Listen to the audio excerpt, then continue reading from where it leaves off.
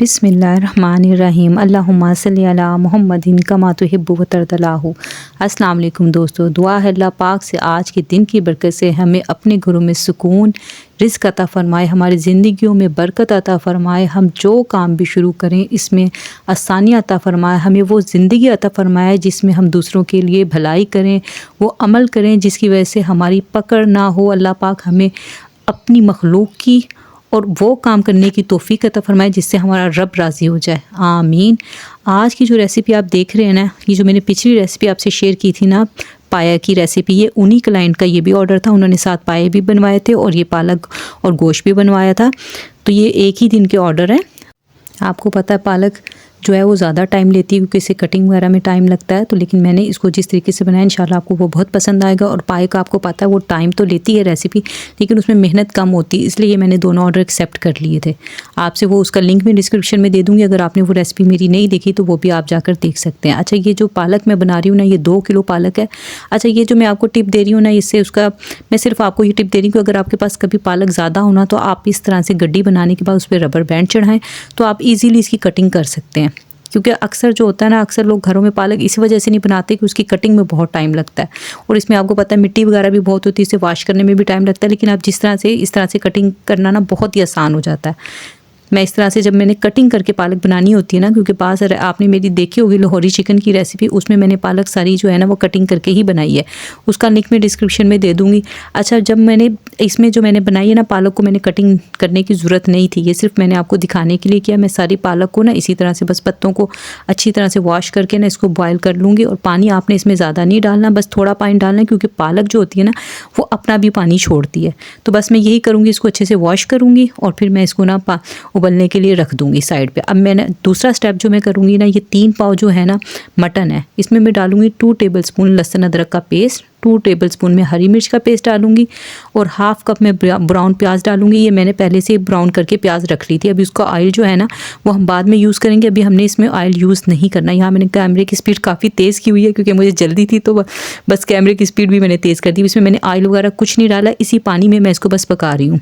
इसमें मैं डालूँगी अब मसाले, 1 टीस्पून नमक डालूँगी, 1 टेबलस्पून लाल मिर्च पाउडर, 1 टीस्पून डालूँगी हल्दी का और साबुत गरम मसाला डालूँगी, जिसमें जो है दालचीनी है, बड़ी इलायची है, काली मिर्च है, लौंग है। और इसमें मैं डालूँगी हाफ़ कप दही, वो भी मैं इसमें डाल के, अभी हम इसमें ऑयल मैंने नहीं डाला है, मैं आपको बार बार बता रही हूँ। कभी आप ऑयल डाल के गोश्त वगैरह भून लें तो उससे पता क्या होता है कि आपका जो गोश्त होता है ना वो थोड़ा सा ना हार्ड की तरफ चला जाता है।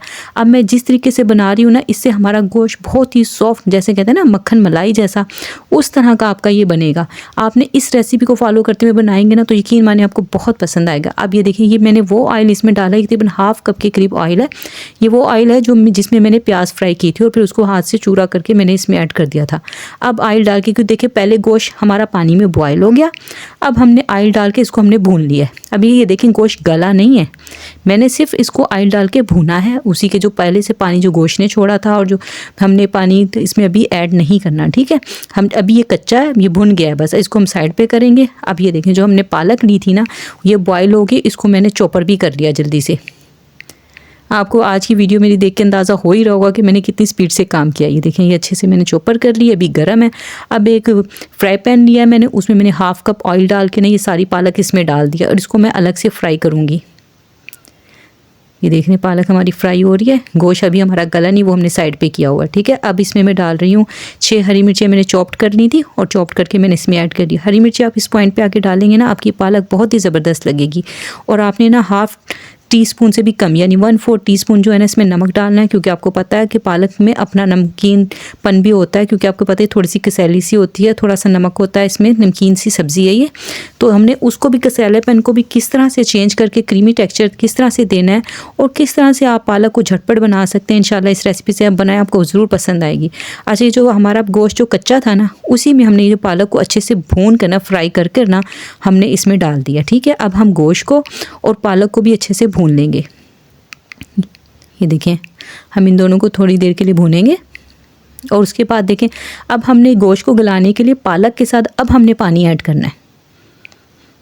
पानी हम तकरीबन 1 किलो पानी डालेंगे इसके अंदर और फिर उसको हम एक साथ ही प्रेशर देंगे। आप ये देख रहे हैं यहाँ पे हमने पालक को और गोश्त को भून लिया है, इसको ऑयल थोड़ा सा सेपरेट होना शुरू हो गया है। अब हम इसमें डालेंगे 1 कप दूध। दूध आप कोई भी ले सकते हैं, डब्बे वाला भी ले सकते हैं, घर वाला भी ले सकते हैं, बस उबला हुआ होना चाहिए वो। ये देखें, दूध के साथ हम इसको कर लेंगे अच्छे से ताकि इसका एक क्रीमी सा पन निकल आए। आपको पता है बड़ी जो इसका खाने में जो इस पालक का मज़ा है ना, मैं आपको बता नहीं सकती कि क्या टेस्ट आता है इसका।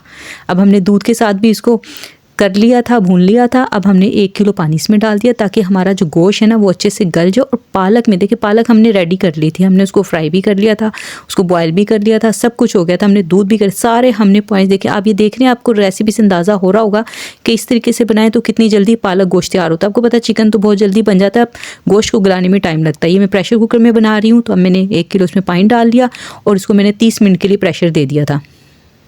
अगर आप बीफ में बनाएंगे तो आप इस हिसाब से देंगे, अगर मटन और चिकन में भी आप इस तरीके से बना सकते हैं, लेकिन उसमें पानी डालने की ज़रूरत नहीं पड़ेगी। अब हम मसाले डालेंगे। 1 टेबलस्पून धनिया पाउडर, 1 टीस्पून काली मिर्च पाउडर, 1 टीस्पून गरम मसाला और ½ टीस्पून जो है ना हम जायफल जावित्री का पाउडर डालेंगे। इससे इसकी खुशबू भी बहुत अच्छी आएगी और इसका टेस्ट भी बहुत ज़बरदस्त आएगा। अब हम इन मसालों के साथ इसे थोड़ा सा भूनेंगे। देखिए, हमने 30 मिनट तक उसे जब प्रेशर दिया ना, तो देखिए हमारी पालक भी अच्छी खासी पक गई थी, गोश्त भी पक गया था, सब कुछ, सब हमने मसाले डाले थे वो भी हो गया था। अब ये देख रहे हैं ऑयल भी सेपरेट हो गया है। तो अब मैं इस पे जो है ना हरा धनिया और हरी मिर्चें और अदरक वगैरह और प्याज से गार्निश करके ना मैंने इस तरह से डिलीवर करवा दिया था। लेकिन ये मैंने आपको दिखाने के लिए थोड़ा सा डिश आउट किया, तब ये मैंने दोबारा से उसी में उनके डब्बे में डाल दिया था, पैक करके उन्हें भेज दिया था, क्योंकि ये तो अमानत में ख़यानत हो जाती कि मैंने उनके लिए बनाया, तो मैं ये सिर्फ आपको दिखाने के लिए मैंने निकाल लिया था। अच्छा, आज आपसे मैं बात करना चाहती हूँ कि आपने ना थंबनेल पे देखी होगी हलाल आईब्रोज़ के नाम से मैंने एक पिक लगाई है। तो मैं आपसे ये मशवरा करना चाहती हूँ, देखिए मेरा अपना चैनल जो है ना वो बेसिकली जो है वो कुकिंग के हवाले से है, लेकिन यहाँ पे जो मैंने आपसे बात करना चाहती हूँ ना कि मैं किस तरह से आईब्रोज़ बनाती हूँ, कि आप देख लें ये बिफ़ोर की है कि जब, और ये आफ्टर की है, यानी कि बग़ैर आप जो है ना उसको पिल किए बालों को, बग़ैर थ्रेड यूज़ किए, कोई भी यूज़ किए बग़ैर आप किस तरह से बना सकते हैं हलाल तरीके से, जिससे शेप भी बहुत खूबसूरत आती है। और आपको देखिए, मैं दीन के बारे में कोई बात नहीं करूँगी कि भाई ये है वो है, लेकिन मैंने बाहर ज़िंदगी गुजारी है सऊदी अरब में आईब्रोज़ बनाने की इजाज़त नहीं है वहाँ पे। तो वहाँ पे लोग किस तरह से बनाते हैं, क्योंकि वहाँ पे आपको पता है मुतव्वे लोग जो होते हैं, मौलवी लोग, पार्लर में जाके, सैलून में जाके पाबंदी लगाते हैं, तो फिर ये लोग वो नहीं होने देते।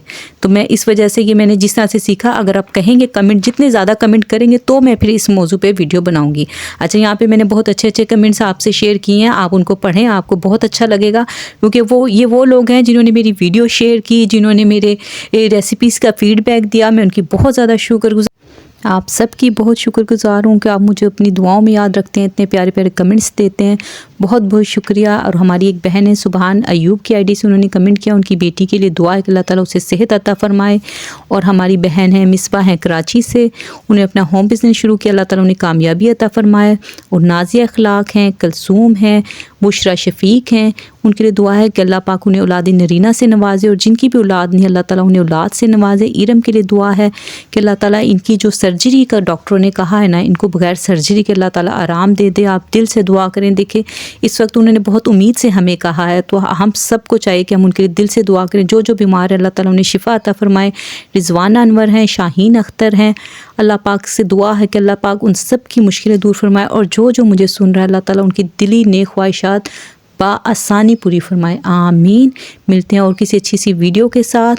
आप अपना बहुत ख्याल रखिएगा और मुझे भी दुआओं में याद रखिएगा। अल्लाह हाफिज़।